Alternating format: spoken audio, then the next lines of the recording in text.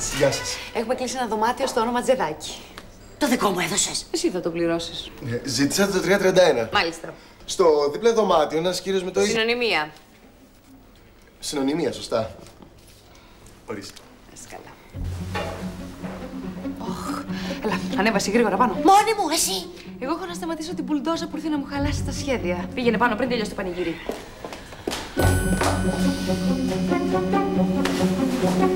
Για όνομα του Θεού, μπλέξεις συνέχεια μες στα πόδια μου. Τρέξτε στον τρίτο όροφο μια κυρία στο μπαλκόνι, απειλεί να πέσει. Τι, γρήγορα. Καλέσω το 100, το ΕΚΑΒ, την πυροσβεστική. Εσείς μαζί μου. Μην κουνήσεις ούτε το μικρό σου δαχτυλάκι, ούτε το μικρό σου δαχτυλάκι. Τα ακούσεις, έχω κανόνα ειδοποιήσει τον άπιστο. Παιδί μου, κάποιο αυτοκτονεί. Γιατί μας νοιάζει, ρε, εμείς για άλλο λόγο είμαστε εδώ.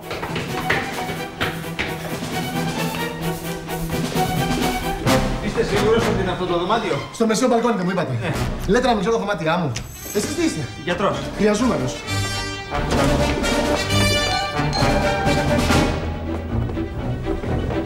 Κυρία, ελάτε προς εμένα. Γυρίστε λίγο να σας πω. Δεν αξίζει τον κόπο να χάσετε τη ζωή σας για κανέναν. Πώς είναι? Σοκαρισμένη, αλλά θα συνέλθει. Κυρία, λίγο νερό. Δεν μπορώ. Προσπαθώ, αλλά δεν μπορώ. Είναι σαν να είναι κάπου εδώ τριγύρω και με κοιτάζει επιτιμητικά. Ποιος, παιδί μου? Η γυναίκα μου. Καλά, εκείνη είναι medium, εσύ έχεις διαίσθηση. Έλα, σήκω και πάμε. Αυτά είναι μεγάλες βλακίες, Παύλο. Μπορείς να μου πεις ότι με βαρέθηκες. Ότι δεν με θέλεις και δεν ξέρεις πώς να μου το πεις. Ποιος βρεχάζω εγώ? Εγώ για σένα. Ξέρω, θα έπεφτες πιο κάτω από τον καθένα. Άσε μας, ρε Παύλο. Άντε παράτα μας με τις ιστερίες σου. Πού είμαι, τι έπαθα. Σωθήκατε, σας πρόλαβα την τελευταία στιγμή. Τι βλέπουμε κάθε μέρα κι εμείς ρεσιψιονίστε. Ευτυχώς που περνούσα από κάτω και την είδα στην άκρη του μπαλκονιού. Τι είναι αυτό? Γιατρός είσαστε? Στην πάντα! Πρέπει να προλάβω, ο Παύλος! Ποιος Παύλος? Και η Φρυδερίκη, ο άντρας μου είναι με μια γυναίκα στο διπλανό δωμάτιο, πρέπει να τους πιάσω! Ο Παύλος και η Φρυδερίκη. Α, δεν είναι καλά. Όχι, θα τους είχα πιάσει, αλλά έπαθε ψοφοβία, έπαθα αυτό. Βέρτικο, καταλάβατε?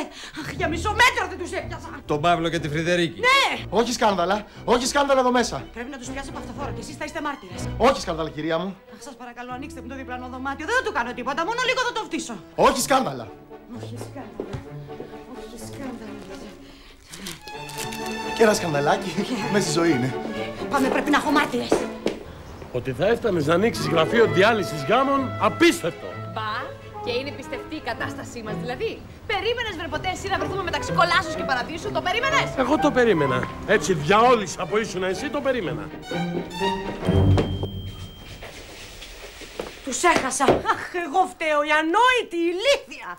Χίλια συγγνώμη για την ταλαιπωρία. Πάντως, αν εννοείτε τους Παύλο και Φρυδερίκη, τους παλιούς, τους έχουμε χάσει εδώ και πολλά χρόνια. Φεύγω. Μια στιγμή. Μην οδηγήσετε σε αυτή την κατάσταση, θα σας πάω εγώ κάπου. Όχι, ευχαριστώ. Έχω να τσακωθώ και με την detective μου πρώτα, καταλαβαίνετε. Πάντως, αν με χρειαστείτε, που το βλέπω να συμβαίνει σύντομα δηλαδή. Ψυχίατρος, θα σας έχω υπόψη. Είμαι στην ειδικότητα. Ευτυχώς γλιτώσαμε το σκάνδαλο, γιατρέ μου.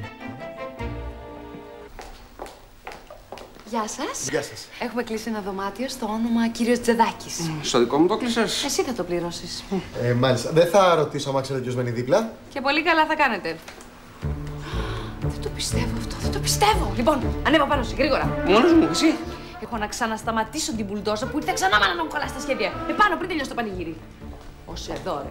Ως εδώ, αυτή τη φορά θα σε τσακίσω.